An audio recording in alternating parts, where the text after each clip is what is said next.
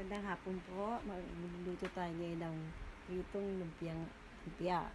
Ito po ang mga sangkap na gagamitin, katulad ng bawang, sibuyas, carrots, tokwa, green beans, at saka patatas, celery, cabbage, and then tokwa, at saka huli itong wrapper. Tayo magluluto na ngayong hapon para sa pwedeng gawin na natin merienda o kainin na natin sa gabi.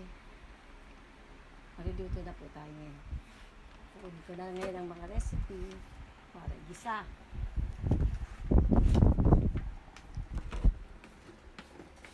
Buksan natin yung kalan. Pero sa mahina muna.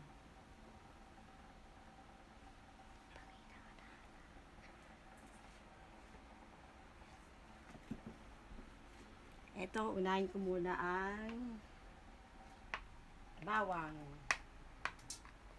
Bawang ang ating uunahin para yung iba kasi inuuna sibuyas kasi madaling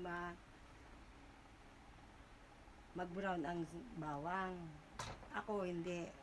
Ang inuuna ko muna bawang bago sibuyas. So, ang gamit ko yung canola oil para hindi masyadong maano sa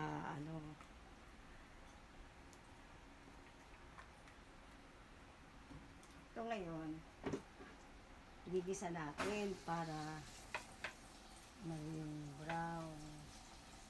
Kaya susunod ko dito ang sibuyas.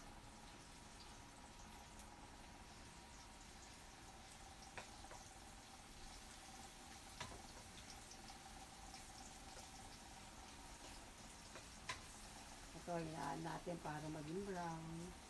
Tapos susunod dito sibuyas natin. Medyo brown na siya.